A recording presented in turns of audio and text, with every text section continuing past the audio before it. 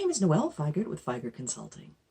I bet a lot of people are working together remotely right now, and I wanted to talk about a little problem. When you share a Word document with lots of people, not everyone necessarily has the same level of skill with Word. So let's say that you have a well-formatted document that uses styles. You've laid it out so that a lot of the pagination has been driven by those styles. It's almost as if the document can be updated effortlessly. Then someone who comes in who doesn't know styles. They'll format using font and color, but they won't get it quite right. Or they'll disagree with your company's choice of formatting and redo the whole thing instead of just updating the text you needed them to work on. What can we do to fix this and prevent inappropriate formatting without locking down the entire document? I want us to take a look at this Wellington Widgets safety document. We had been hired to write and format a safety document for Wellington Widgets for its Lapine Warehouse Guard program. So we did. We wrote it out, but we wanted it to be reviewed by Edmund Black. Edmund is Arthur Wellington's personal assistant. He knows the procedures well, so he's a good person to review it. So we sent the document over.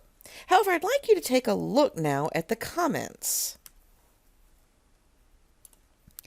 See here, I asked Ed if he would review the procedures for me, and Ed did, and then he also did something I did not want him to do. He updated the font of the document into Papyrus. I do not want Papyrus. So I'm going to show you how to lock him out of editing the font in this document. So instead of going through all the trouble of reformatting the document on screen for you, I have another document here that has been reformatted back to the standard Calibri. It's a little uncreative, but it's a lot more legible, which is exactly the point. So now what we're going to be doing is we are going to be locking out anyone from editing the font and restricting the formatting editing only to styles. To do this, the first thing we're going to need to do is we're going to need to click on Review. After we click on Review,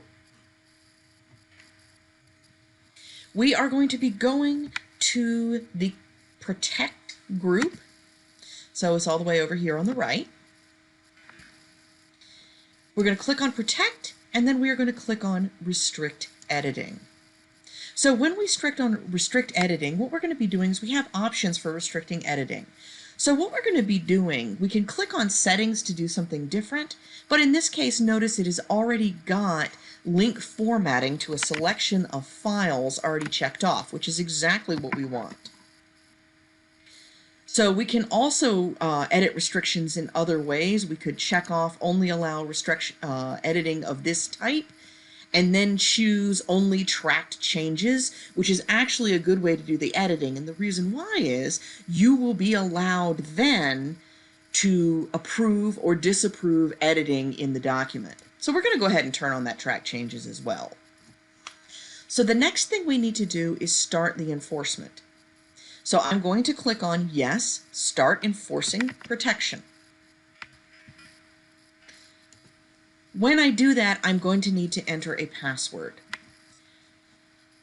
I want to talk a little bit about passwords in Microsoft Office. You cannot recover them. Don't get cute. Also, in this case, because we're only restricting editing on a document that really isn't all that sensitive, I'm not going to worry too much about this password. What I'm going to do is I'm simply going to enter the password of pass78,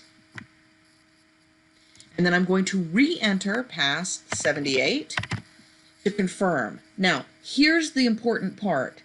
If you are the person who is locking people out of editing a document, you still need and in case I get hit by a bus file, you've got to let someone else have access to this if this is in a work environment. How you handle your personal documents is up to you. So I'm going to go ahead and click OK. And now it is protected. So when I try, I'm going to close the Restrict Protections frame. Now, if I try to edit something, let's say I'm going to go to the Home tab, And notice in the font group now, it's grayed out. Can't change the font. The only thing we are allowed to do here is change styles. So he can only edit in styles now. But we also can only edit using tracked changes. So I accidentally put a 22 at the beginning of the document. When I delete that, you notice now we have the track changes. The track changes show that I just deleted that 22, which means that if I go to the review tab again and go to track changes, right now it's locked in. I have to unprotect the document to accept those track changes. So again, I'll click on protect, go to restrict editing, click on stop protection, then I'm going to type pass 78. Now it's not protected anymore. So this is something that you, the editor of the document, has to be able to toggle.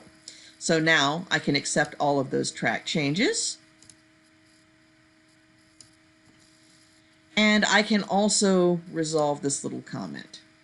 And there we're done. If you'd like to know how to format a Word document in styles, use references, format headers and footers, or create a dynamic table of contents, be on the lookout for my Long Documents in Word class. Thank you.